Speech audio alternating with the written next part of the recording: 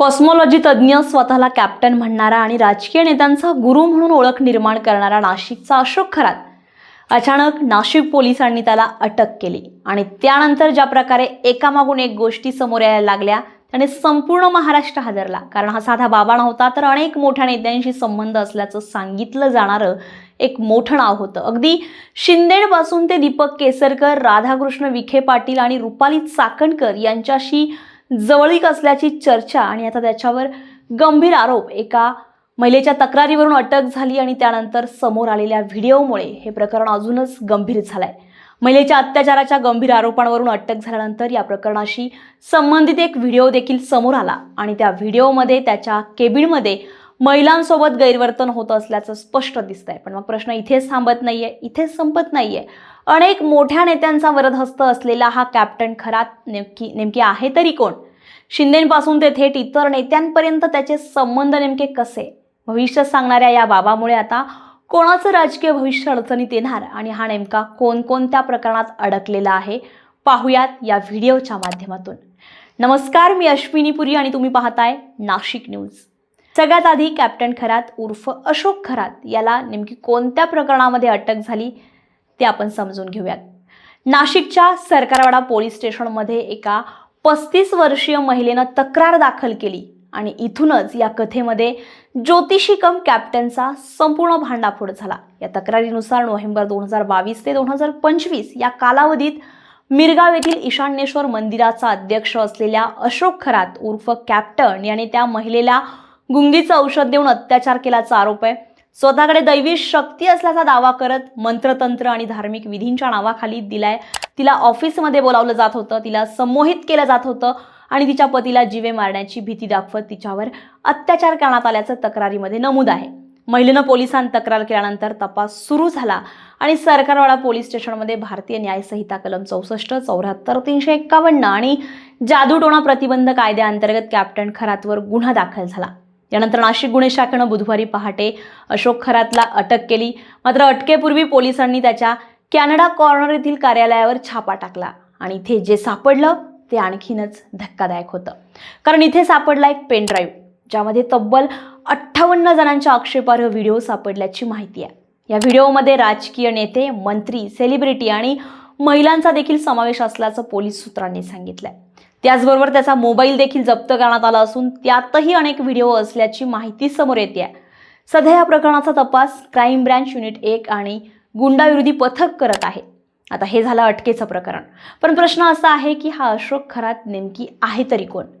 नाशिक जिल्ह्यातील सिन्नर तालुक्यातील मिरगावचा मूळ रहिवासी असलेला अशोक खरात हा शिवनिका ट्रस्टचा अध्यक्ष आहे आणि त्यानेच ईशान्येश्वर मंदिर उभारलंय. त्याच्या अधिकृत माहितीनुसार त्याचं शिक्षण BSc मॅथ्स पर्यंत झालं असून त्याने नेव्हिगेशन म्हणजेच नौकानयन विभागाचे शिक्षण घेतलंय.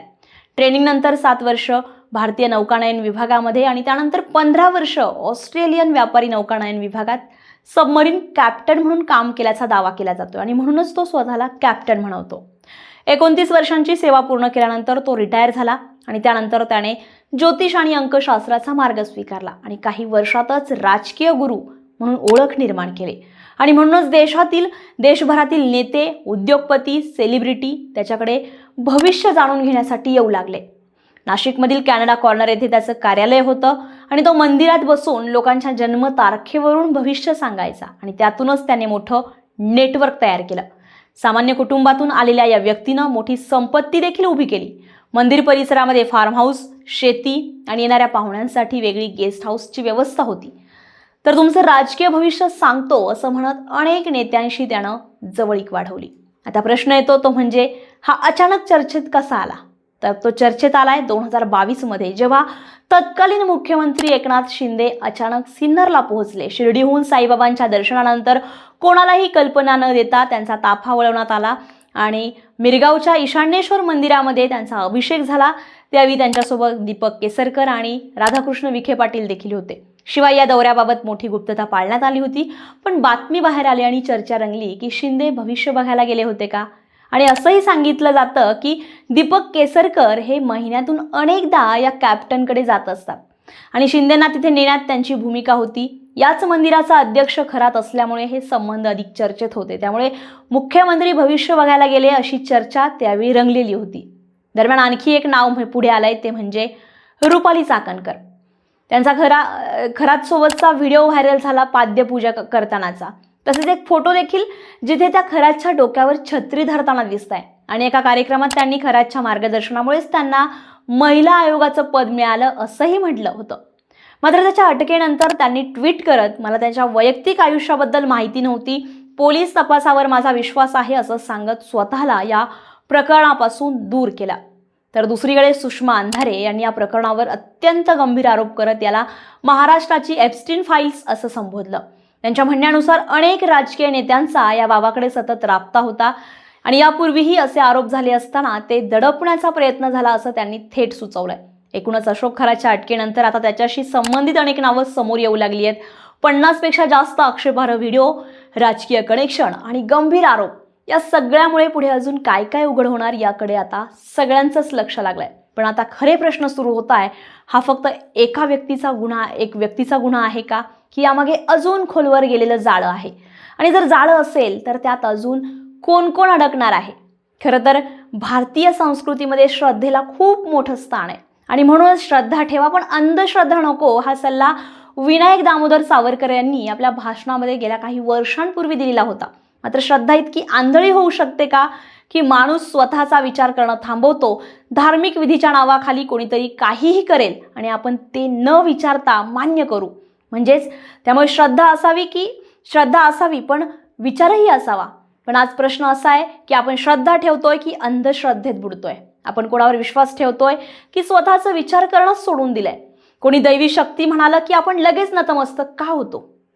आणि सगळ्यात अस्वस्थ करणारा प्रश्न म्हणजे श्रद्धा इतकी आंधळी कशी होऊ शकते की लोक कोणाच्याही सांगण्यावर विश्वास ठेवतात, कोणताही विरोध न करता मान डोलावतात आणि इतकंच नव्हे तर कोणी काहीही पाजेल, काहीही करायला सांगेल आणि आपण ते विचार न करता स्वीकारू?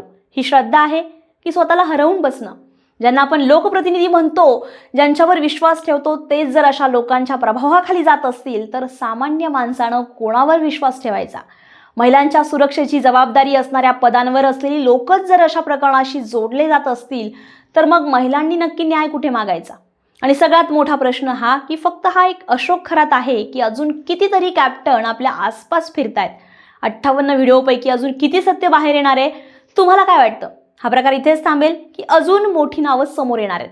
आणि सगळ्यात महत्त्वाचं, आपण कधी जागं होणार? तुमचं मत नक्की कमेंट बॉक्समध्ये नक्की व्यक्त करा आणि असेच नवनवीन व्हिडिओ पाहण्यासाठी नाशिक न्यूजला सबस्क्राईब करायला विसरू नका. तोपर्यंत मी अश्विनी आपली रजा घेतेय.